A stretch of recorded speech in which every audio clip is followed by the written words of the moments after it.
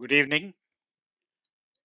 I'm happy to see such a crowd, even though it is eve of Diwali. So, happy Diwali to all of you. We have the pleasure of presenting a unique program today. It is a movie which is going to be screened, and we have Choodie Shivaram, who is an independent journalist with over 3 decades of experience in print, radio, television, and electronic media. She writes for prominent national and international journals and portals on social issues, science and technology, history, and culture. She has vast experience in producing programs for radio and television, and she has scripted for several documentary films. In 2018, she conceptualized, scripted, and directed the documentary At the Altar of India's Freedom, the INA Veterans of Malaysia, produced by the High Commission of India at Malaysia. The film has seen several screenings at prestigious international film festivals, and Choodie Shivaram holds degrees in journalism and law. Welcome. Just to give you a background, we have Ambassador Tirumurthy, who was then the ambassador in Malaysia, and he was responsible for this project, and therefore we are privileged to have him with us. He would give a short introduction about the project, how it came about, after which we will have a screening of the movie, and then we'll have the pleasure of talking to Chudi Shivaramanji. And then, if their audience has any questions, we'll take those questions. Thank you very much, Ambassador Tirumurthy. Friends, thank you once again for giving me this opportunity to say a few words. I thank the Chennai International Centre for screening this documentary, and I'm particularly grateful to Mr. Chandramouli for giving us this opportunity. This is a film which is extremely dear to me, and it was done when I was High Commissioner of India to Malaysia in the year 2017, and we got, I think, the registration at 2018. This is an extraordinary documentary on the Malaysian veterans of the Indian National Army and the Rani of Jhansi Regiment. And even for those who know about the Malaysian involvement in the Indian independence struggle, this is probably the first time that we have that story in the words of these veterans themselves. The story of their bravery, their devotion to Netaji, their love for India, and their fearless commitment to India's independence. They are not just statistics in the head count of Malaysians who fought for India. These are people in flesh and blood who did not hesitate even for a second to shed their blood for India, even if they were Malaysians. And this is what the documentary captures so vividly. The Indian National Army was set up by Netaji in 1943 using the forces which were formed earlier by Captain Mohan Singh in 1942. The provisional government of Azad Hind was established in Singapore by Netaji in October 1943. The Rani of Jhansi Regiment was formed in July 1943, and it's one of the rare all-women regiment and probably one of the first female infantry division formed during World War II. The difference is that Netaji decided that the women in the regiment should not just help the men in battle by being behind the front lines or just supporting them, but actually go right into the front lines and fight the enemy. Many of the teenage women, and many of them came from Malaysian rubber estates where Indian origin workers lived and worked. Most of them had never seen India in their lives. And among a whole lot of things which these women soldiers were trained in, they were even trained in jungle warfare so that they could cross the jungles of Burma into India. This is an amazing vision which Netaji had in mind. When Choodie Shivaram sent me an email. She wanted to do this story, and at that time, I didn't know who Choodie Shivaram was. And I did what all good bureaucrats do when they get an email from someone whom they don't know. I completely ignored it. But later, one of my senior colleagues, he called me up and he vouched for the credentials of Choodie and the seriousness of the venture which she wanted to undertake.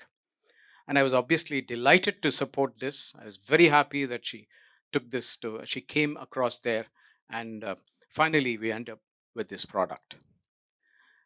And many Malaysian Indians were themselves very, very keen to highlight their story of their involvement in our independence, and wanted others to know their history, because they actually felt that this was really an area which really has never been highlighted before, and they wanted Indians to know of what they had done for our independence.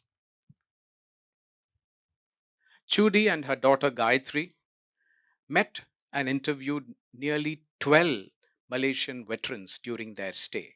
Actually, there were more than 30 veterans who were alive at that point of time, but uh, many of them could not come and speak, and they were not in a particularly good state of health. So therefore we managed to access 12 of these veterans. And even in the movie, when you see the youngest veteran who was interviewed in the documentary is 88 years old, Tanshri Soma, and the oldest of course is 100 plus.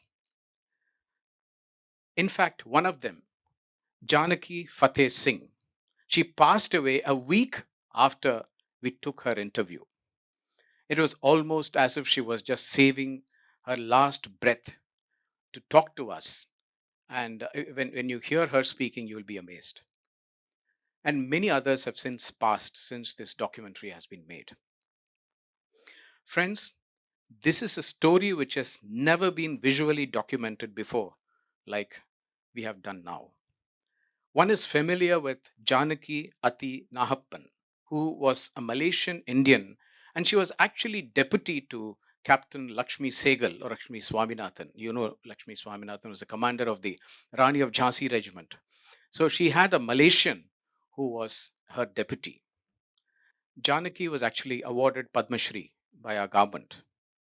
I made it a point to meet her as soon as I reached Kuala Lumpur, and this was obviously like being in the presence of history. However, she had passed away before this film was made, and we just have a clip of her from an earlier cut. An interesting thing is that when the Indian National Army actually entered Manipur during the Imphal Kohima campaign and planted the Indian flag in April 1944 for the first time on Indian soil, it was actually Janaki who led the Rani of Jhansi troops and not Lakshmi Segal for some reason or the other. Of course, the British Army defeated the INA, and you will hear of how they retreated, how the INA retreated, and the losses which they suffered. We have 22 hours of recording from which we have distilled 30 minutes to suit the timings of film festivals and for other screenings. It has been screened in some international film festivals to great acclaim. But what is remarkable is that those who witnessed this screening have always come out of the screenings deeply inspired by these veterans and deeply moved after hearing what the veterans had to say. Apart from Choodie Shivaram, who was obviously the moving spirit behind this whole venture, another person who has contributed to what the documentary is now is our own Chennai International Centre Sabarivas. He is now hiding somewhere. He involved himself wholeheartedly and with passion to do the editing and put all this together. And it was also a dear friend of mine, Mr. S. Krishnan, in whose firm this was actually done. And I, of course, thank the Indian High Commission as well, even though I was the High Commissioner, but that's a position which I hold. Now I'm retired, so I have to thank the Indian High Commission as well for this. One of the things I did after this, or just before this came out, was to propose naming the Indian Cultural Centre as Netaji Subhas Chandra Bose Indian Cultural Centre in Kuala Lumpur. And our Prime Minister immediately agreed to this. And Our Indian Cultural Center was the first Indian Cultural Center to be named after Netaji. And we had a bust of Netaji installed, and almost all the veterans, the 12 of them or 14 of them, they all came for the event. And I think my wife and I both consider this as one of the highlights of our stay in Malaysia. As far as the title is concerned, at the altar of India, at the altar of Indian freedom, this is in reference to the final message which Netaji gave to Indians and Indian origin persons in Southeast Asia on the 15th of August 1945. And Netaji says, "Posterity will bless your name and will talk with pride about your offerings at the altar of India's freedom." So, friends, I do hope that you enjoy the screening and that it takes you back in history. Thank you once again to the CIC for giving us this opportunity.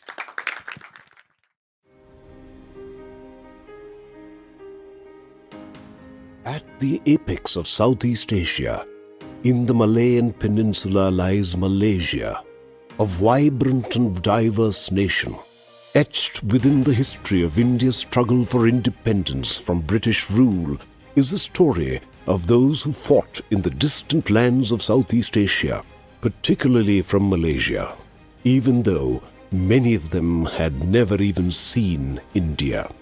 The film is an attempt to see Netaji, the Indian National Army, and the Rani of Jhansi Regiment through the eyes of the Malaysian veterans who fought alongside Netaji. This was India's independence in Malaya. We went on fighting for the independence of India. Netaji had been going around the country holding general meetings and inspired a lot of Indians in joining the Indian National Army. So most of the recruits for the INA, I think 80-90% were from Malaysia. Subhas Chandra Bose was one of India's iconic freedom fighters. The Japanese conquest of Malaya in 1942 catalyzed his decision to launch his attack against the British from the soil of Southeast Asia. There was one Japanese soldier who came and slapped our INA officer. So I asked Netaji, how can this man do to an Indian officer, which is not fair? And this is the answer he gave me. You have no national flag, you are not independent, nothing. He asked me, what are you? You just don't have a country. So what are you demanding? Go to the front, fight the enemy with some power in your hand. जब तुम्हारे पास तुम्हारा हिंदुस्तान को आज़ाद मिल गया तो इसके बाद जो कुछ करना है तुम कर सकते हो. तुमने वो जापानी को मार सकते हैं, अभी तो नहीं मार सकते. A man of immense patriotism, he strived to free India from colonial rule and mobilized support for his mission from world leaders and common people alike. They were soldiers, men and women, who were inspired by Netaji, who sacrificed everything they had and joined the Indian National Army. I had occasion to see Netaji for the first time at a public rally in Singapore. He's a dynamic speaker. I was very impressed. To see him in real life, it was thrilling. We all went to the camp, girls from all over Malaysia in fact. I was the platoon commander. When Netaji came, he announced that about the Indian National Army, Free Indian Indian nation. So we all wanted to go. The dramatic appearance of the dynamic leader electrified the atmosphere instantly, setting off wild jubilation among Indians there. Netaji assumed control of the India Independence League and the National Army. I joined the Indian Independence League when it came in at the outbreak of war in 1941. And when Netaji came down to Saramban, and the next day we just managed to go to the big gathering, but we saw him from a distance. When Netaji came, a whole blaze of sunshine, we were spellbound. That really changed the whole scenario, the whole life. It had lit up the whole country. So everybody was moving on the same direction. That is freedom for India. On October 21st, 1943, Netaji announced the provisional government of Azad Hind with a full-fledged cabinet. 11 countries recognized this government. That very day, he declared war against Britain and US. நாட்டை பாதுகாக்கணும், நான் வெள்ளைக்காரனை அடித்து விரட்டணுங்கிறது அவனை சாதாரணமாக விசாரித்து போச்சொன்னா போக மாட்டேன். அடித்தா அவன் இதை விட்டு கிளம்புவேன். அதனால் ஆர்மி நான் தொடங்குறேன். பேப்பரை வாங்கி படித்து பார்த்து தான் நான் போய் சேர்ந்தோம். நானும் எங்கள் வீட்டுக்காரன் 2 பேருமே மிலிட்ரியில் சேர்ந்துட்டோம். இராணுவத்தில் சேர்றதுக்கு எல்லாம் வச்சு கொண்டு போயிட்டாங்க. 30 பேர் நாங்கள் தேர்ந்து வச்சுருந்தேன். ஒரு பொம்பளையால் அனுப்பிட்டேன் இராணுவத்துக்கு. For millennia, philosophers have strived to conquer the fear of death. And here, teenagers had not only conquered the fear of death, but they conquered the fear of danger also. பயம் நெஞ்சில் இல்லை. நம்ம துணிஞ்சு போகிறோம், நம்ம அடிக்க போகிறோம், சண்டைக்கு போகிறோம். அப்போ பயங்கிறது தெரியாது எனக்கும். எனக்கு ரொம்ப எதுவுமே நாம் தான் முன்னுக்கு நின்று செய்யணுன்ற ஒரு ஆசை தான் இருக்கும் இல்லையா, அது பயங்கிறது தெரியாது. We went to one place in the jungle, slept in the night. Next morning I woke up, saw that is not the root, that is the body of the person. Before that, people ghosts all that scared. But after going to army, I don't get scared. His clarion call, "Give me blood and I will give you freedom," inspired thousands of Indians to join his mission. You give me blood, I'll free India. 100% trusted him with his majestic look and all these things and his promise. When Netaji appealed to people to give one member from their family to INA, entire families volunteered. My father had 2 wives, both 6 children. So he promised to the INA, I will contribute 3 people. No money, no things. Human, 3. My elder brother, he was asked to join INA, was fit. The second wife, my sister, she was asked to join Francis. I lied them. I am already 18. I want to go because my friends are going, so I also joined them. Recruiting age was, I think at the time, it was 16. Since I was 14 plus, I considered myself to be 15. When they asked me what the age was, I said 16. Say, he got me into the army registered. My mother threw her arms in absolute aghast, shock. What? You want to go to join the Rani of Jhansi Regiment? And there were about 8 families. All of them didn't want the girls to go. All of us went.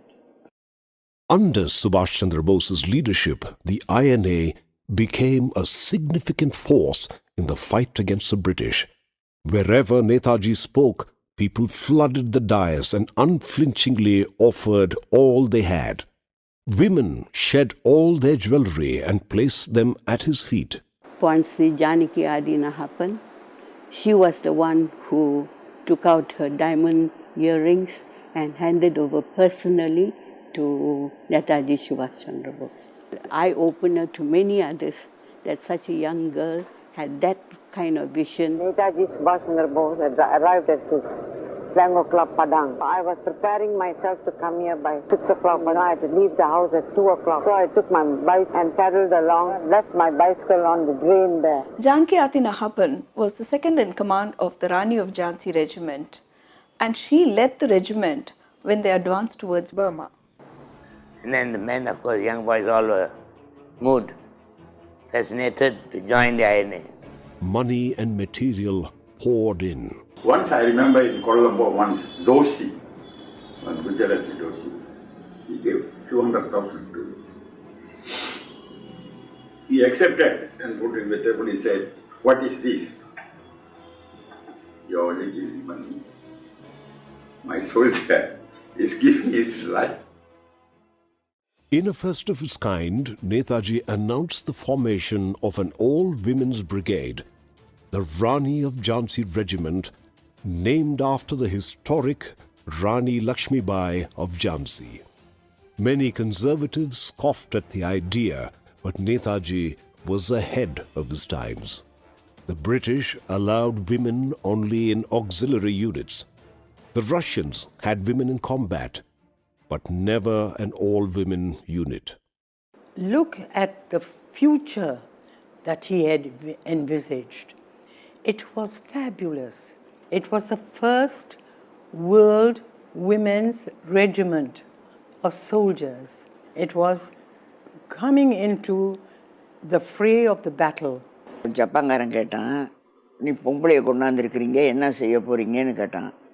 அப்போ நேதாஜி சொன்னார், உனக்கு என்ன செய்யணும்னு சொல்கிறியோ நான் செய்கிறோம் அப்படின்னு சொன்னார். எனக்கு வெள்ளைக்காரனுக்கும் இந்தியாக்காரனுக்கும் சண்டை நடக்கணும் அப்படின்னு சொன்னோன்னா அட்வான்ஸ் பண்ணிட்டோம் நாங்கள். உடனே ஜப்பான்காரன் முழிக்கிறான், இவ்வளவு கெட்டிக்கார பெண்களை கொண்டாந்துருக்கிறானே. முழிச்சு பார்த்துட்டு நேதாஜி அப்படியே கட்டி பிடிச்சி தூக்கிட்டான். Netaji made no concessions for the Rani of Jhansi Regiment, either in training or combat preparedness. They were in no way inferior to the men's regiments. Look at these girls, he'd say. They're in top form comparable to the best armies in the world. In war-torn terrain, rife with stories of brutal atrocities, there was never a fear of the safety or honor of the Jhansi Regiment. If you have a rifle and if the officer has a revolver, what is the honor that you have to protect me from anybody of these men? No.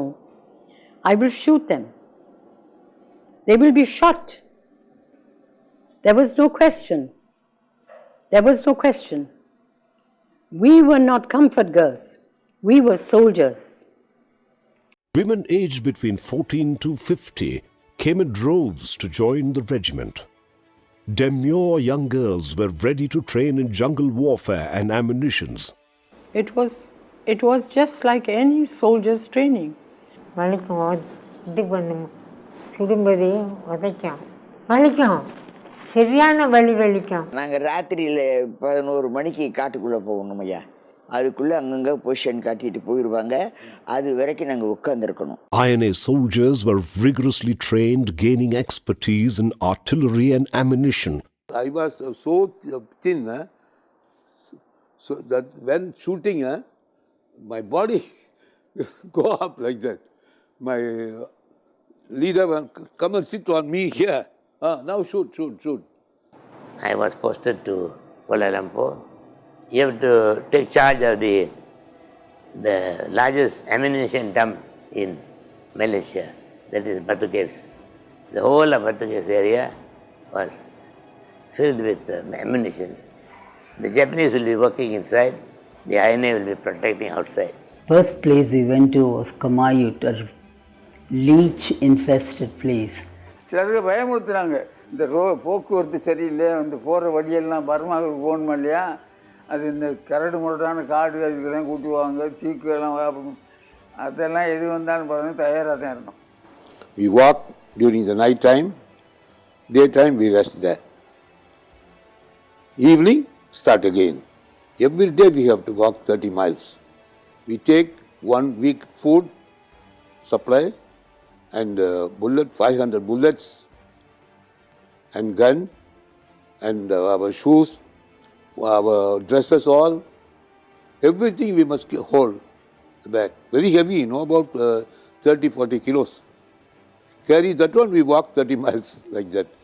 Every 1 hour, they give 5 minutes rest. On February 1944, the INA went into action in the Arakan sector of Burma. சிங்கப்பூரில் பயிற்சி பண்ணி தான் எங்களை பர்மாவுக்கு அனுப்புனாங்க. From Thailand, we went, started walking. Then we reached the Burmese border. So Netaji also came there.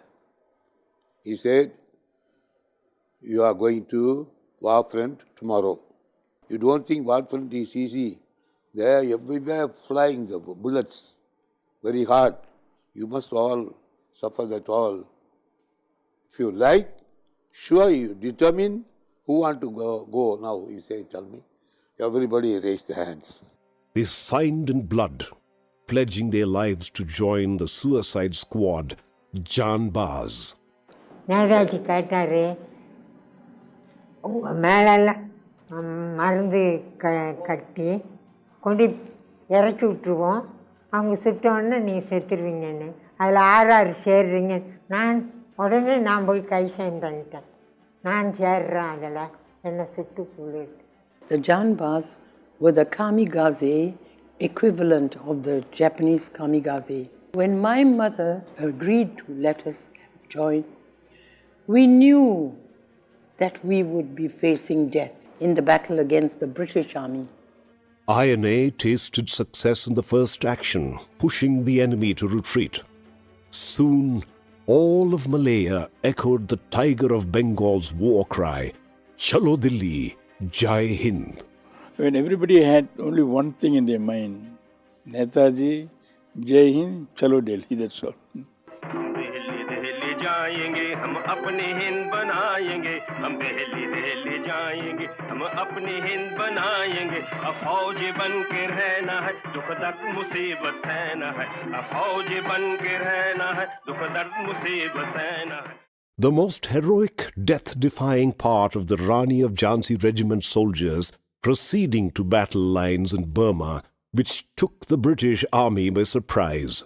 It was just absolutely unexpected that women would be in soldiers' uniforms and carrying our haversacks and carrying a rifle. And the men were encouraged by seeing the ladies. They do, why we can't do? Not a single soldier of Rani of Jhansi Regiment was captured or deserted. On March 31st, 1944, a combined force of INA and Japanese troops entered Manipur, freeing it from British hold. On 14th April 1944, INA unfurled the Indian flag. For the first time, the tricolour flag flew in free India.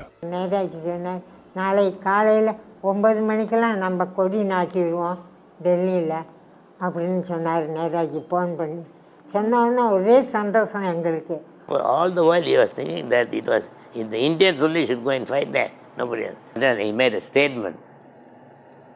That the first drop of blood on the Indian soil shall be from the soldier of the Indian National Army.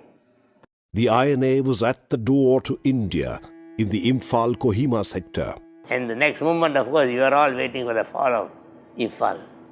That was our move. But, things changed. INA's success did not last long. Japan was attacked. British put atomic bomb. So Japan surrendered there. எல்லாம் நெருப்பம் இறக்கிட்டானுங்க, என்கிரானட் வேற எறிகிறானுங்க. அப்புறம் எங்கே முடியும்? அப்புறம் தான் நேதாஜி சொன்னார், இனி ஒன்றும் முடியாது, நீங்கள் பின்ன போயிடுங்க மலேசியாவுக்கு. Left with no option, on 25th June 1944, with a heavy heart, Netaji ordered the INA to retreat. Adversity came about, all rains and storms and, There was a river, Irrawaddy river. The flood is the water going so flow, we cannot, cannot. So we have to tie rope there, up there, holding the rope, we move that side, one by one, like that. So many persons fell down in the water. transportation was never reached our front line for our boys. Whatever they had, they fought. And all of them gave their lives for our country. Rangoon was bombed. So we got into the train and we started on the journey back home. It was night. Snipers started shooting at us. In my carriage, there were 2 casualties. And Josephine died quietly in her sleep with a head wound. And her best friend, Stella, had a deep arm wound. நாங்கள் 4 பேர் ரொம்ப கூட்டாளி. Josephine, Della, Thangachamma. அவங்க ட்ரெயினில் என்ன செஞ்சுருக்காங்க, ரப்பில் தூங்கும்போது நான் இருந்தால் விட்டுருக்க மாட்டேன். ட்ரெயினில் கை வச்சு தூங்கியிருக்காங்க. இப்படி பர்மாக்காரன் பார்த்துட்டான். கரெக்டாக சூடு இதில் சுட்டுட்டான். சுட்டு தான் அவங்க உள்ளுக்கு விழுந்துட்டாங்க. டெல்லாவுக்கு இங்கே பட்டுருச்சு. பட்ட உடனே இங்கிட்டு பட்டு இங்கிட்டு ஓடிடுச்சு. அப்போ ஸ்டெல்லா கத்திட்டாங்க. நான் செத்தனே. ட்ரெயினில் ஒரு இடத்துல கொண்டாந்து ராத்திரி 3 மணி நிப்பாட்டினாங்க. அதுக்குள்ளே ஜானகி தேவர் போய் கோசை வீடை பார்த்துட்டு வந்துட்டாங்க. இருட்டிலேயே ஜோஸ்பினை தூக்கிட்டு போய் கோசை வீட்டில் கொண்டு போய் படுக்க வச்சுட்டாங்க. கொஞ்ச நேரம் சென்று பார்த்தா பிளேன் வந்துருச்சு. வரும்போது என்கிட்ட கொண்டாந்து வீசுகிறான். வீசுனது கரெக்டாக கொண்டாந்து அங்கேயும் வந்துருச்சும்பா. போட்டோன்னா அவன் போயிடுவான். போயிட்டு திரும்பி வருவானுங்க. வேறு செல்லாவை தூக்கிட்டு போய் எல்லாத்தையும் 2 பேர்த்தையும் ஒரு வீட்டிலேயே வச்சு அவங்கள சுத்தம் பண்ணி குளிப்பாட்டி பாலெல்லாம் கொடுத்து வச்சு கொண்டு சேலை வெள்ளை சேலை கட்டி 2 பேருக்கும் இதை பாடையில் வச்சு தூக்கிட்டு போயிட்டாங்க. எங்கள் வாத்தியார் தூக்கிட்டு போகும்போது எல்லோரும் ரைபிள் பேஸ் பிடிச்சோம். அழுதுகிட்ட இறக்கி குழி நோண்டி வச்சுட்டாங்க. ஏற்கனவே 2 பேர்த்துக்கு இப்படி இங்கே ஒரு தலை இங்கே ஒரு பெரிய மரத்துக்கு பக்கத்தில் அடையாளமாக இருக்கட்டும், நம்ம ஒரு காலத்தில் வந்தால் பார்க்கலான்னு புதைச்சிட்டாங்க. நம்ம மண்ணு தள்ளலைன்னா அதுக்குள்ளே பிள்ளைங்க வந்துருச்சு. இவங்க வாத்தியாருங்க 2 பேரும் போய் மரத்துக்கு மேலே அப்படியே படுத்துக்கிட்டாங்களாம். அங்கேயே ஒரு என்கிட்ட வீசியிருக்கான். வீசினோடனே மண்ணெல்லாம் தெரிச்சிருக்கு. போயிட்டாங்கல்ல, உடனே மண்ணெல்லாம் தள்ளி எங்கள் வாத்தியாருங்க நல்லா அழகாக போட்டு மூடி அப்புறம் திரும்பி ட்ரெயினில் ஏறிட்டோம் எல்லோரும். Freeing India was a penance for Netaji, and in that, he led by example. So he had about 300 soldiers, 100 Rani of Jhansi, 100 civilians. They travelled throughout the jungle, Thailand jungle, throughout. The air raids were also going on at the same time. And as they were passing through the jungle, they had to cross one river, a very dangerous river. And Netaji made sure that every one of them crossed the river, and he was the last to cross. Every soldier wore the Indian identity with pride. There were no religious, caste or regional distinctions. I didn't know about Malayalis, Telugus, North Indian, South Indian until it came out of Vahini. Netaji said everybody born in India is an Indian. He's not a Muslim, he's not a Christian, he's a Hindu. You go, pray to yourself. You go to a mosque, you go to that, you do. I want you to do that. But remember, you are an Indian. Even now, you can see the fire in their eyes. Even now, they continue to uphold the great traditions and values of the INA. When I was a young man, 10, 12 years old, 11 years old, we used to be scared to see an European chap. We would run away. But Netaji came. He instilled some strong feeling in ourselves, made us a man to walk with our heads up. Then we went 2002 to New Delhi, Deputy Prime Minister at the time. He was addressing, the Pakistan is doing that one. So I stood and told them, if you want me to come also to fight, I am ready to now. Still my heart is there. Still also I am same spirit lah. In a short span of 2 years, the impact he made on each one of the soldiers was enough to last a lifetime. Because to them, Netaji was both mother and father. எங்களுக்கு எல்லாருக்குமே தகப்ப மாதிரி தான் இருந்தோம். எங்கேயாவது பம்மிங் போடுறான்னாக்கா உடனே கேம்புக்குள்ளே வைப்பார். And the nurses who came from Singapore brought the news that my father was dead. I took it badly. Now Netaji came to know about it and he sent for me. He was not well that time and he spoke to me as a father speaks to a daughter. He was very kind and considerate. Researching on Netaji and INA and interacting with the veterans both in India and in Malaysia, I found that the veterans in Malaysia had moved on after INA. They had engaged in various social endeavors and contributed to society. Unfortunately, in India, leave alone recognition, the veterans had to struggle for a living. வீட்டுக்கு அனுப்பும்போது சொன்னார், நீங்கள் வீட்டில் போய் தூங்காதீங்க, அங்கே உள்ளவங்களுக்கெல்லாம் நீங்கள் கற்றுக் கொடுங்க அப்படின்னு. கொடுப்பீங்களான்னு கொடுப்போன்னு சொன்னோம். நான் போய் இப்போ இன்றைக்கி ராத்திரி போகிறேன் ரஷ்யாவுக்கு, நீங்கள் எல்லாருக்கும் கற்றுக் கொடுப்பீங்களா, சத்தியம் பண்ணி கொடுங்கன்னு கசம்சன்னு சத்தியம் பண்ணி கொடுத்தோம் நாங்கள். These veterans continue to live by the lofty values of Netaji. நேதாஜியை பற்றி எப்பவும் வீட்டில் எனக்கு 30 நாள் படுத்த உடனே இதுதான் வேலை எனக்கு. நேதாஜியை பற்றி நினச்சிக்கிட்டு பாட்டெல்லாம் படிச்சுக்கிட்டே இருப்பேன். தினம் நேதாஜி இருந்திருந்தால் நான் இந்தியாவுக்கு தான் போயிருப்பேன். நேதாஜி எங்கே இருக்காரோ அங்கே தான் இருப்போம். Still he is guiding me. He is guiding my life also. We couldn't do what we came in to do. None of them lost out by being in the INA. He didn't win a war, but he won the hearts of people. நேதாஜியை சொன்னாலே எங்களுக்கு ஒரு உணர்வு ஏற்படுதுங்க. ஒரு இறைவன் கோயிலில் போய் இறைவனை பார்க்கும்போது உணர்வு எப்படி, அதே மாதிரி அவரை பார்த்தா தெய்வத்தை பார்க்குற மாதிரி அவர் खुदावन का नेताजी के बराबर नहीं हो सकते, उससे और अच्छा है. And in true INA spirit, they expect nothing in return. Well, we don't worry about recognition, but it's part of Indian history that should be remembered. The golden letters, it should be there in the Indian history. The tremendous contribution and sacrifice of the Malaysians for the cause of India's independence has not been adequately documented.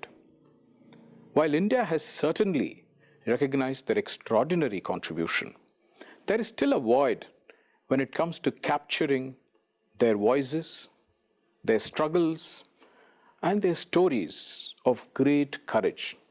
The Indian Cultural Centre at Kuala Lumpur was renamed as Netaji Subhas Chandra Bose Indian Cultural Centre. The first cultural centre to be named after Netaji. The Malaysian veterans, they are in their 90s now, the youngest one being 89. This film covers the experiences of some of the veterans of the Indian National Army in Malaysia. Despite our best efforts, we could not reach out to many others for various other reasons. However, this film is a tribute to all the INA veterans of Malaysia. We salute the patriots from the faraway shores of India who brought us the freedom we enjoy today, the Indians of Malaysia.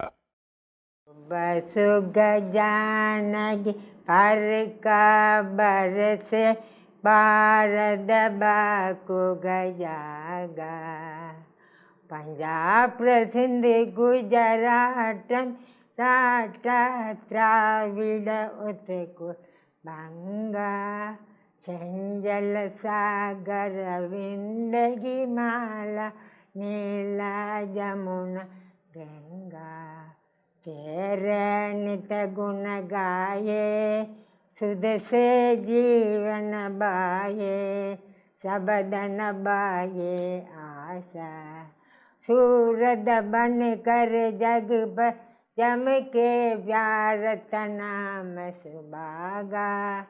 जय home जय home जय home जय जय जय home Bharat नाम सुभागा। सुभाष वीर पंग पकेर तेरे नित गुण गाये।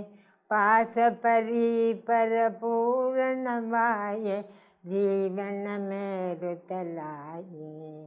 सब मिलकर हिंद पुकारे जय असत हिंद के नारे। तेरे नित गुण गाये। सूरज बन कर जग पर जम के भारत नाम सुभागा। जय होम जय होम जय होम जय जय जय होम भारत नाम सुभागा।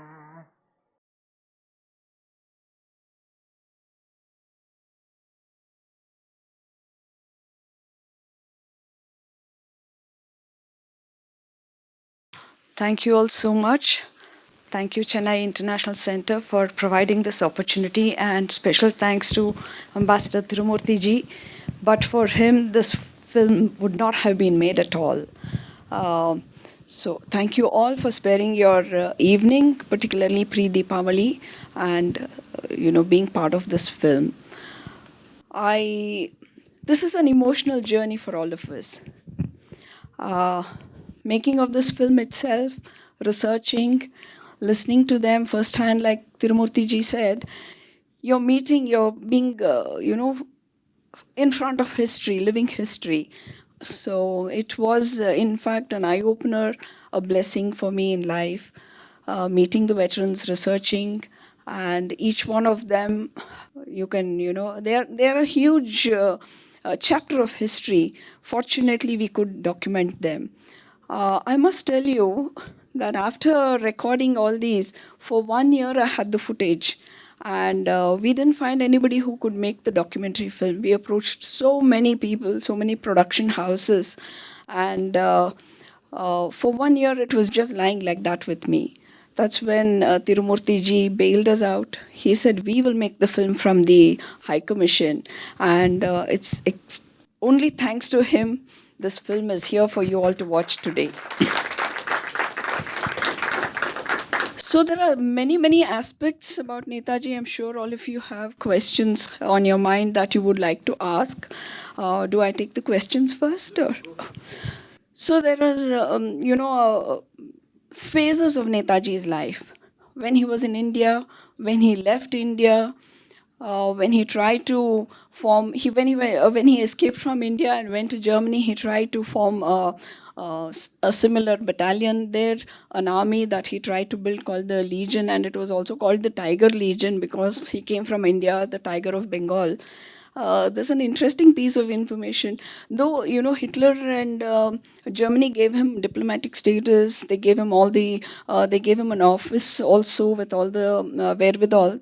But his efforts to get Hitler to support him to free India was stalling. For 1 year he waited and nothing happened. So then he said he will go and meet Mussolini, which of course Hitler wasn't happy about. So he went to meet Mussolini, and there Mussolini told him, there's this person called Shedai, go meet him.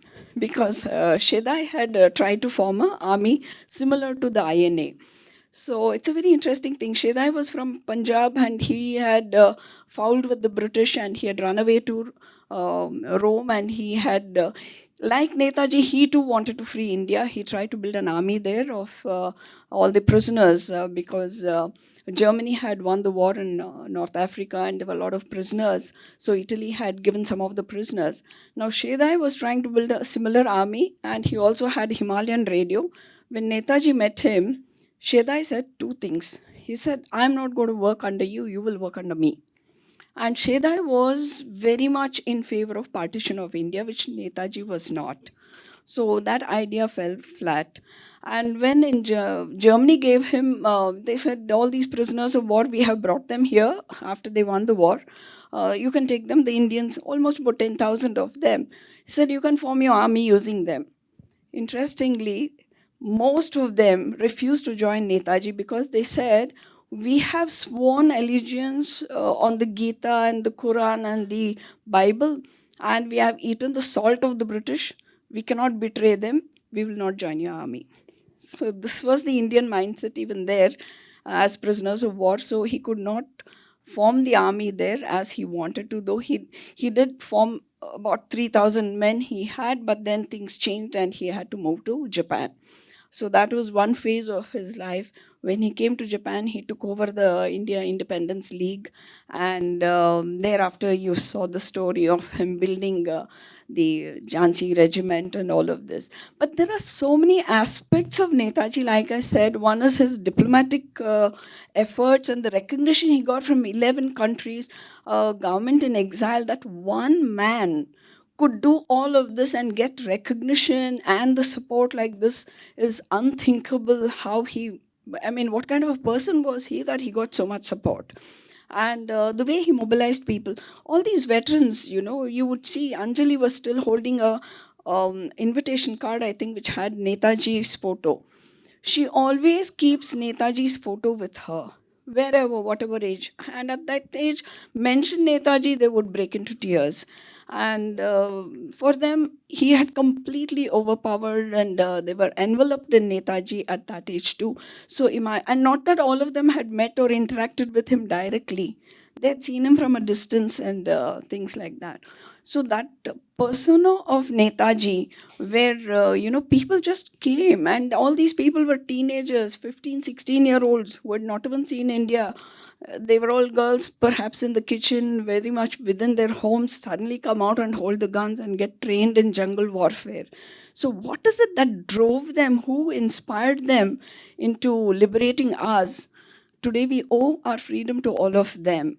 And their struggles, they know. We are only just watching glimpses of their struggles, but I'm certain that their struggles would have been far beyond what we can imagine. The other aspect is, which I'm sure is on the minds of all of you, is the disappearance of Netaji. And I'm sure that I will have questions on that. So there are three aspects to the disappearance of Netaji. One is he was said to be high in, incognito as Gumnami Baba. Of course, that has been demolished. There's been an inquiry that theory has been demolished. So it's okay for fictional value or good to read or hear about it. The second aspect is that he died in the air crash. Now that also has been demolished by the Mukherjee Commission. And also, during the research, I also got 2 copies of the postmortem report. One says that he died at 5 p.m. The other says he died at 11 p.m. And more interestingly, the crematorium records doesn't have Netaji's name. It has the name of one Ichira Okura, whose ashes are at Renkoji temple today. It is a soldier, 19-year-old, called Ichira Okura, who had died of heart attack. It was his ashes. And, there have been a lot of demands. Even the Ministry of External Affairs wanted to do a DNA test on the ashes, I understand. But somehow that hasn't moved. And they said that, they are all so burnt beyond any kind of accessibility to research. There was this DNA expert, Terry Milton, in 2001. He came forward saying, I will have success, I will do a DNA test, but that has been put to rest. So that is one thing. He being in Russia, yes, there have been many, researchers who have come forward with a lot of documentary proof about his presence in Russia, but again, that has been put to rest. I think the MI files, which lies with UK, if anytime they are declassified, may give. But today, honestly, it is irrelevant. What happened to Netaji is irrelevant because he's not there for us. I wish we had him, and the story of India would have been different, because more than political reasons, he's a man who had a vision for India's progress. Southeast Asia itself was in his vision, in his panoramic thoughts. He saw that we would be an economic superpower. Tirumurti ji is perhaps, he can throw more light on that aspect of it, but he saw that culturally we are one, and our genetically we are kind of, we are aligned, and we can be a superpower economically, and Southeast Asian solidarity nobody in the world can beat. I think this unnerved the West, which is why they were happy to do away with whatever Netaji's theory. So this is another aspect of Netaji that unfortunately we lost.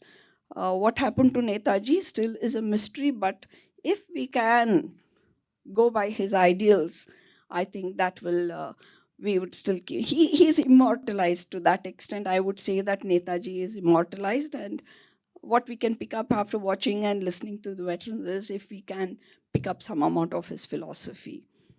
If there's anything more that.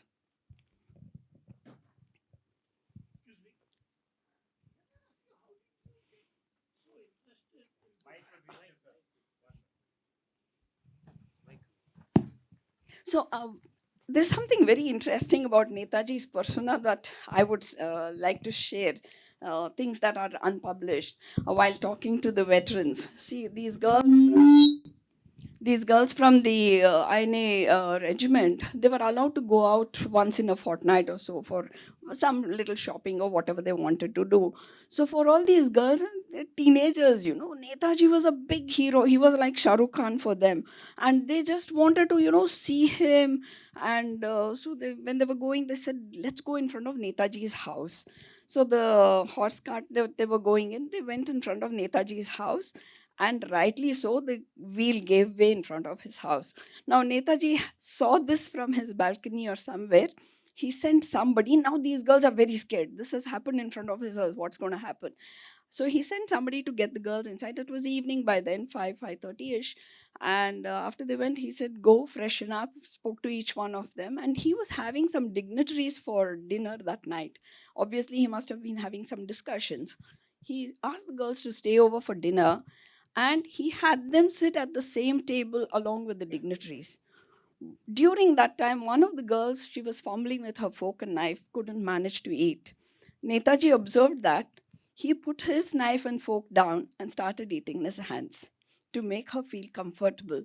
So that was Netaji's persona. He could just relate emotionally to each one of them. I think that's where he was able to get this kind of support.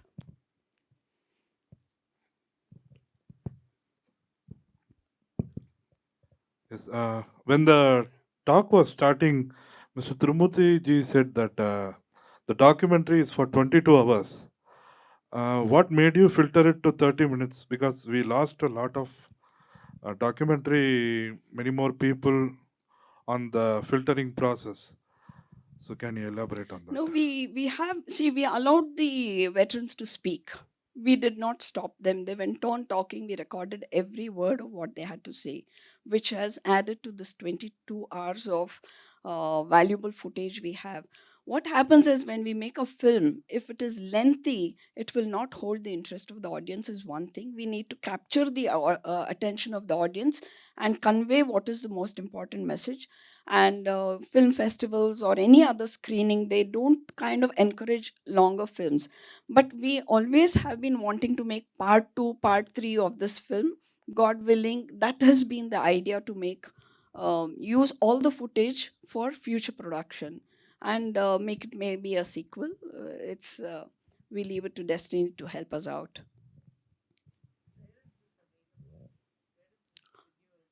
This is on the internet. It's on the internet.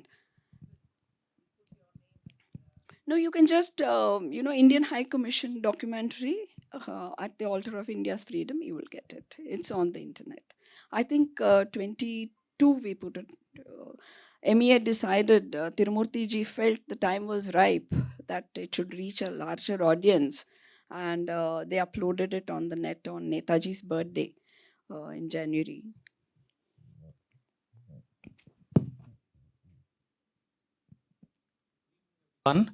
I'm sorry, I was a little late. Can I hear again from you what would be the ultimate goal of this film or the other parts which would come?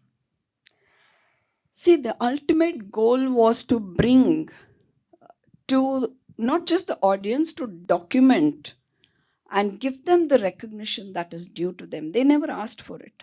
They didn't even do it for recognition. But we felt that we have failed in our duty by not giving them their due place in history. Because every screening we have seen people come back and say, we never knew.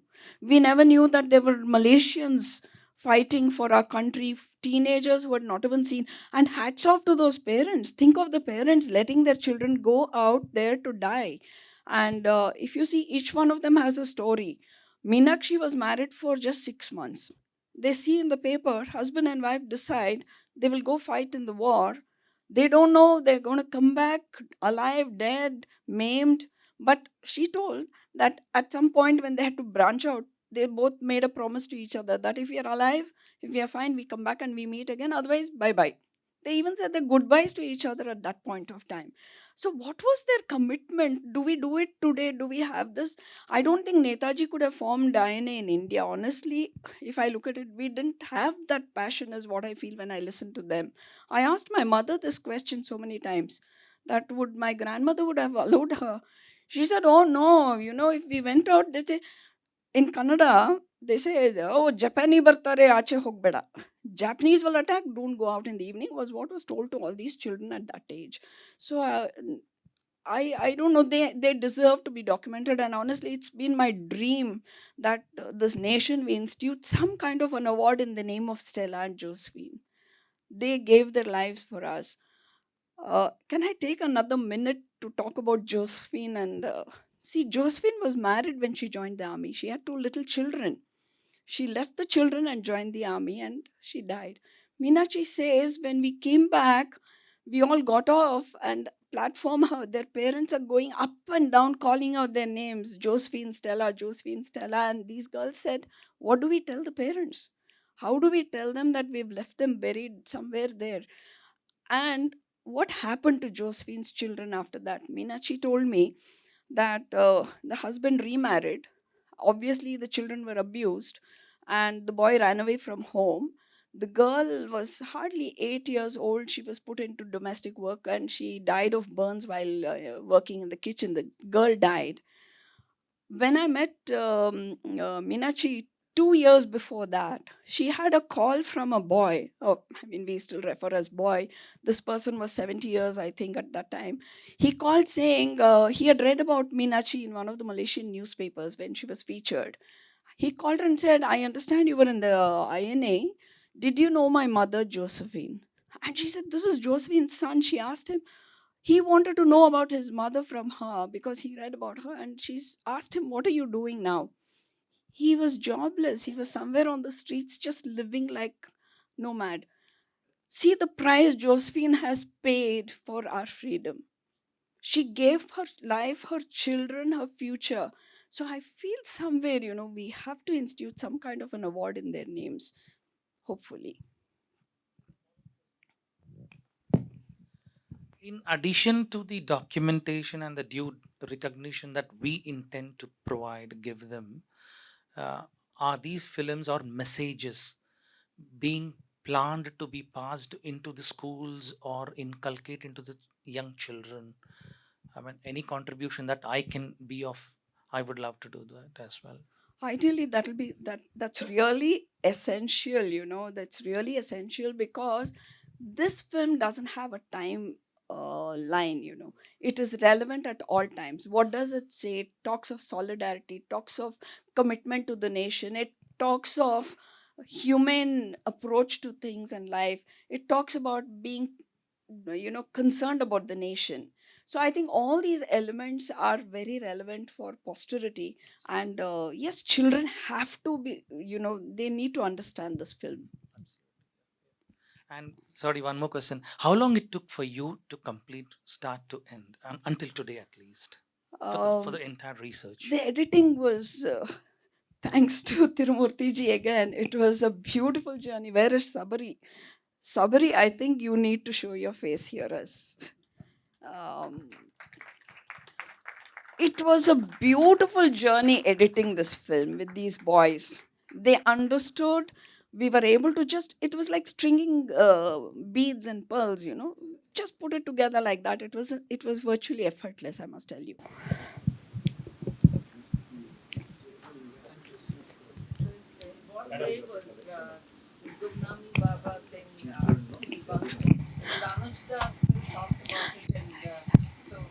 Yes.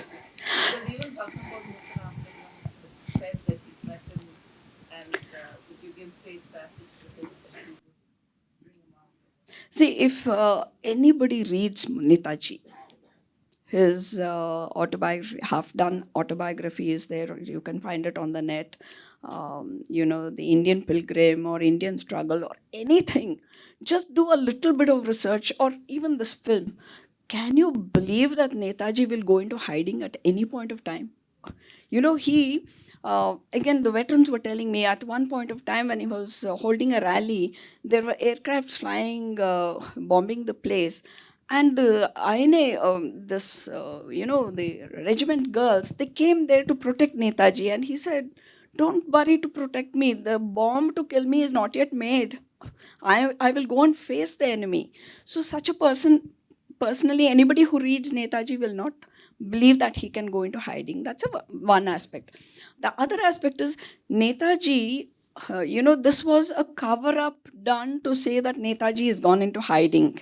You know, there were layers and layers of political things that happened during the ages. And one of Netaji's family members, she told me that, I don't want to take her name. So she was Netaji's childhood friend, family friend. She was so much in love with Netaji, so much in love with him, that she started kind of believing that Gumnami Baba is Netaji.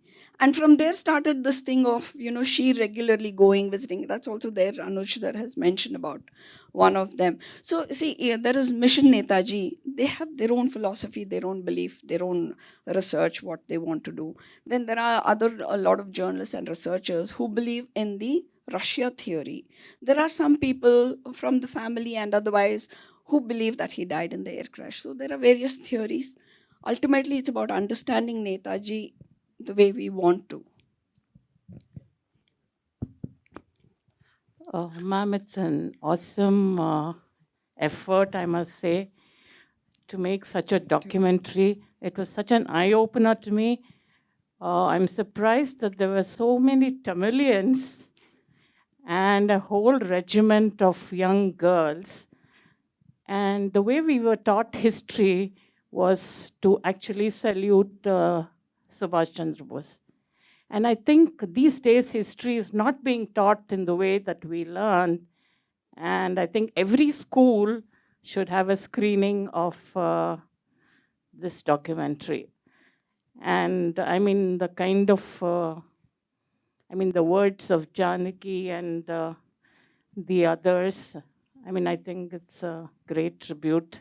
And I didn't know there were so many Indians in Malaysia fighting for India's freedom at that time.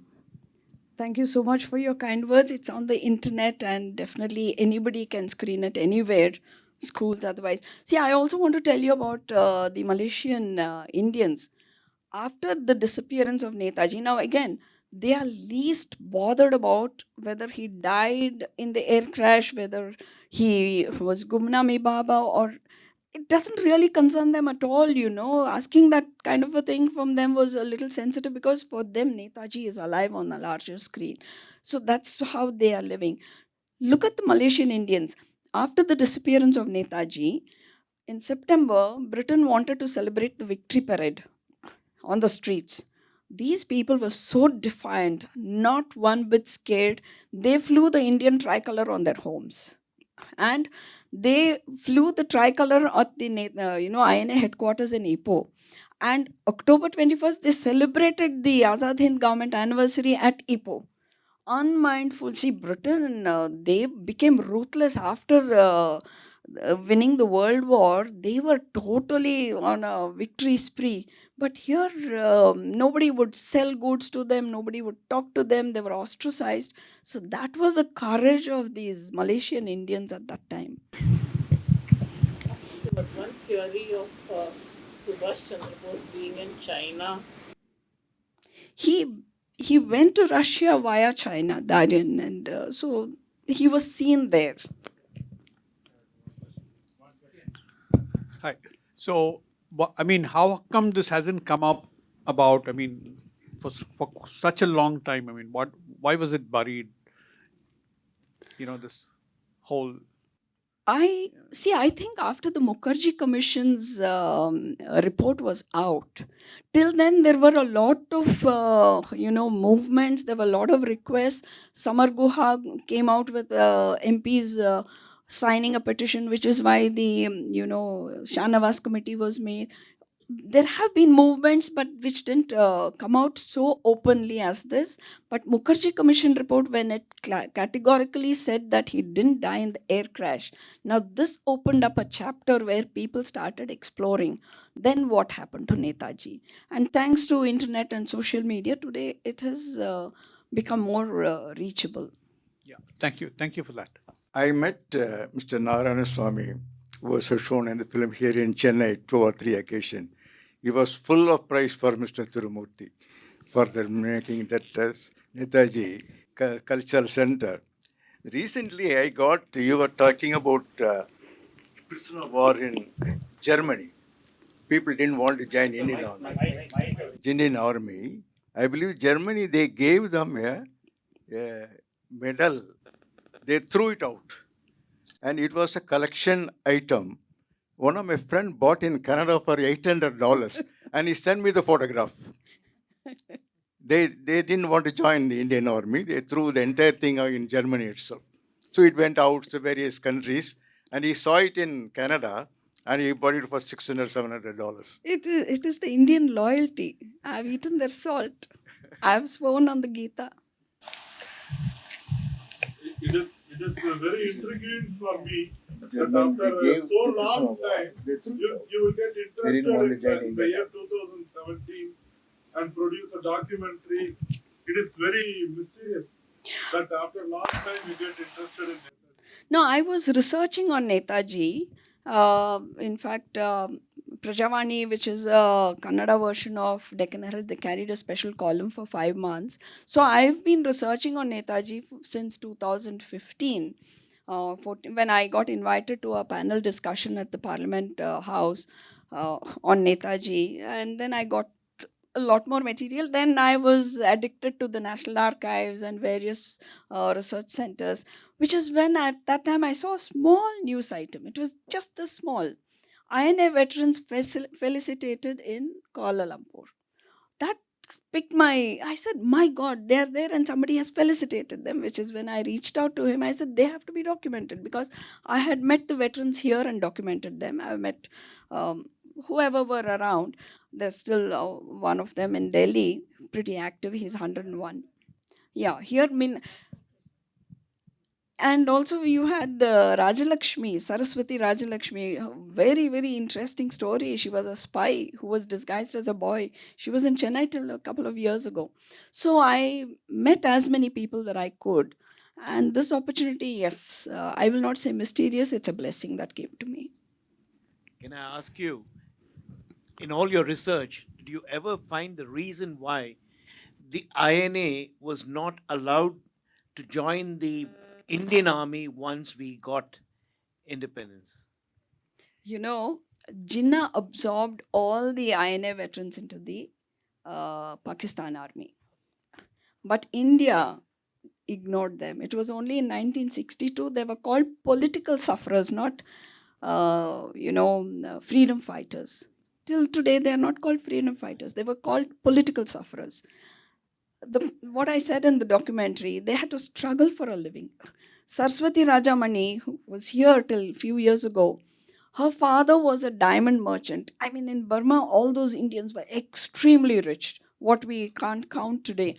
So this girl, Netaji, went around holding these rallies, asking for support, men and money.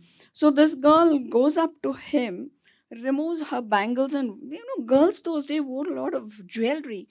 And while giving it, she tells him, pardon me, I don't want to get personal, but she said, Gandhi also kept asking like this, saying, we'll get you freedom. He didn't get us freedom. You're also asking, take. This is how she, teenager girl, she gave it and said, take, get us freedom, let us see, and came away. Then Netaji found out who is this girl.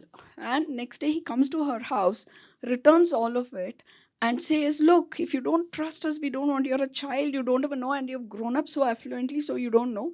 Speaks to the parents. And when he talks about his mission and all that he's doing, she then tells her parents, I want to join the INA. He says, you've brought up in such an affluent thing, it's very tough. Life in the INA is very tough. What can you do? She says, I'm a very smart girl, I'll be a spy for you. He takes her, and she's all the time with Netaji, disguised as a boy, and she saves INA. She goes into the enemy camps in disguise, and an ammunition dump that was to be bombed, she finds out and she saves it. She comes back and tells. And at one point of time, when she's gone up a hill spying, there's a bullet that gets into her leg and she runs. There's a Japanese trainer with her. They both take shelter on a tree. She showed me the wound, the scars that are still there. So this is the way, they kind of just gave up their lives. Yeah, I can understand, and it was a wonderful movie. So I wanted to ask, like, you told that they are all suffering and they are all politically suffering, but I heard that they were getting pension after for 50 years or something like that. So it was shown in the movie also, Indian movie also. So what about the, like, many people are misinterpreting as like this is a political game between a party or something like that. Someone betrayed Netaji for one reason. So this is the history we are taught. You also said that about Gandhi or something, about Nehru. They tell something about the ruling party. So about the opposition. So what is the See, the fact is, leaving the politics aside, the fact is that they were not given recognition as freedom fighters. It's only in the early 70s they were getting a pension because they were political sufferers, and that was also meager. I will tell you, this was in 1992. My husband was serving in the Navy, and we were posted in Cochin. We came back to Bangalore. We went back to Cochin for some event. And on the main road in front of the naval base, today it's a big road. Those days it was not so big. There was a pitched up tent where it said World War veterans on strike. That really, shocked me. I said, what are World War veterans? I'm coming a little away from the INA, but it'll answer your question. So I said, what are World War veterans asking for on strike? So I stopped and talked to them. It was too noisy, so they came over to the mess where we were staying. 3 of them, they were all in their 80 plus, close to 90s. They said that they gave up their lands, everything, because there was a clarion call for fighting in the World War so that India gets freedom. They went and joined, and they were neglected after that. Neither did the Indian Army take them, nor was there any pension, and what they were getting was a meager 150 rupees. Those days they were asking for enhanced pension, because when they came back after the war, their families had disintegrated, their lands were usurped, they were left with virtually nothing. And one of them, he was holding something tight in his fist. I asked him, what was it? It was a King George medal, He wouldn't even let me touch it. It was so sanctified for him. He wouldn't let me touch it. I asked him, why haven't you sold this? You're living in poverty. He said, I will die and this will go with me to my grave. That is the way they were dedicated. So if you're talking of pension, honestly, it was actually the Japanese embassy, gave them all as drivers. Madhavan, whom I spoke of, he worked as a driver for the Japanese embassy. Mamta Mehta worked as a receptionist for the Japanese embassy. But they didn't get the jobs. Whereas in Malaysia, they rebuilt their lives. All of them, they were back to nothing. Tan Sri Soma, when he came back, he had no family, whether they had died, disintegrated. In fact, he was in tears when I asked him, what about your family when you came back? He went silent, he was in tears. There was nobody. Today, There's a full Tanshri Soma Towers in Kuala Lumpur, and he's one of the greatest philanthropists. He has rebuilt his life. Rasama Bopalan. She fought for the rights of women for equal wages in Malaysia, and she got them. So they all rebuilt their lives, but in India it could not happen. I think, ma'am, you have answered my question, but still I would like to ask you. You said that Tanshri Soma rebuilt his life. I wondered whether the Malaysian government had decorated him with Tanshri because of his contribution to the INA. You see, all of them, they have Dato, Yes, Tanshri. many of them. They've yes. all been recognized. For their contribution to contribution, the INA. yes. No, to society. To society. Was INA part of that? I don't No, think was what I meant is, was INA part of the recognition? No, I don't think so. It was for their individual Contributions to society. Thank you for a beautiful and inspiring movie, ma'am. I think I should Good share evening, that ma'am. with Tirumurti ji. Yeah. Good evening, ma'am. Thank you for preserving this piece of history for us. I'm curious to know about the diplomatic missions of Subhash Chandra Bose. I mean, he had access to Hitler, Mussolini, Japanese, and Middle East. It's quite understandable how he was able to elicit the emotions of the masses, given his personality. But with the decision makers of the big leaders across the country, across the world, with different backgrounds, how was he able to strike a chord with each and every one of these leaders? See, it was clear. The world was divided into two. One is the Axis and the Allies. And here was Netaji, who went with a very clear agenda. For him, it was the British was his enemy. They have to be thrown out. So my enemy's enemy is my best friend, kind of a philosophy. But what struck about Netaji was he was very clear in his vision. He was very clear to say, and see, he met Hitler, but he didn't make any compromises anywhere. He went, stayed in Germany. 1 year he waited. He met Ribbentrop. They gave him a diplomatic status. They gave him an office, everything. But still, he went and told Hitler he didn't like Germany attacking Russia. You know, he had no qualms. He had no qualms about going and meeting Mussolini. So what struck a chord with people was his forthrightness, his sincerity, and his agenda was very clear. Even with the Japanese, when the Japanese supported, he was very clear saying, this is going to be India's victory, this is going to be India's fight. You're helping us, all right, but this is our fight. So I think that's where he was able to, hold his, his agenda was very clear. And the recognition he got was because they believed in him. They knew that he will deliver.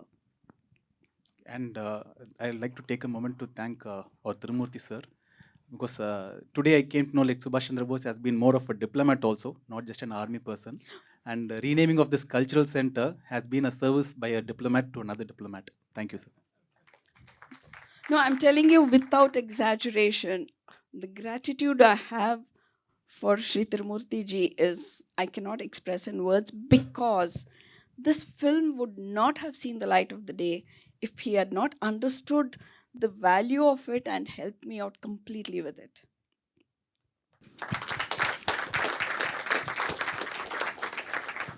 When we started the Chennai International Centre in 2016, my mind is going back 10 years. We thought that we would give to the citizens of Chennai events which are very distinctly unique in nature. Today is the 273rd event, and this is a very different event. It's really different in form, substance, shape, content, in whatever way you want to describe it. And all of us as students, we had this mystery of Subhash Chandra Bose permanently planted in our system. And I'm very happy the mystery continues even today. If mystery is solved, it ceases to be a mystery. So to that extent, it has to remain a mystery. Only then we will remember Subhash Chandra Bose. But what was really revealing is, of course, the courage and conviction and the passion with which you went about interviewing so many people. We never knew so many Indians in Malaysia are still there, and their passion towards our country continues. And Mr. Tirumurti, for helping you to achieve all this, is that here was a leader par excellence. He was the last man to cross the river, as somebody explained, where the others had to pass the danger zone, and he ensured that he was the last, ensuring the safety of others. These are the qualities of a born leader. So there are a lot of messages, and as Madam very rightly pointed out, This should be screened in every school of India. The students today have forgotten history, and some history has been very doctored for whatever reason. So this has to go back to schools, and I must really thank Choodie Shivaraman and Mr. T.S. Tirumurthy for putting this all together. Thank you very much. Thank you all so much. You know, like they say in Hindi, aapke muh mein ghee shakkar. We will do it. So it's my pleasant duty to thank our trustee, Mr. Anand, who gave an eloquent vote of thanks. I can't express my gratitude to you for bringing us this piece of history, which probably many of us would never have known. We've read about Netaji, we've read about his struggle for India, but we didn't know this nugget of history which really opened our eyes. Thank you very much. Thank you all so much. And hope you will come out with your sequels very soon, and we'll have the opportunity of hosting you once again. Tirumurthy, of course, my dear colleague, friend, and a very good friend of CIC. I have no words to thank you for bringing us that such a movie exists, and then also giving a brilliant introduction. Just to tell you about our next few events, we have a very busy schedule ahead. On October 23rd, we have Strategy, Growth and Competition in the Age of AI, Alex Osterwalder, and this event will be held at MMA. November 1st, we have a session by A.R. Venkatachalapati, again at Tagore, and in those days there was no coffee. Cultural history. The next session is on cultural history, and it's an extremely interesting book. Many of you would really enjoy that. On November 8th, we have a biographical montage of Right Honorable V.S. Srinivasa Sastry, again at the Tagore Hall. On November 14th, we have Testimony by Fire, a book by Atulya Mishra, again here at the Tagore Hall.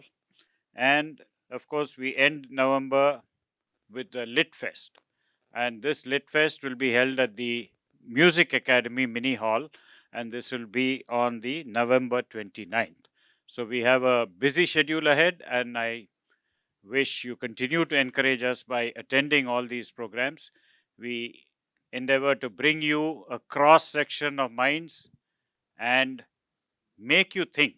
We proudly say that CIC is a spa for the mind, and I'm sure many of you get intellectually stimulated when you attend and see the efforts that are being made by individuals to bring messages across all genres.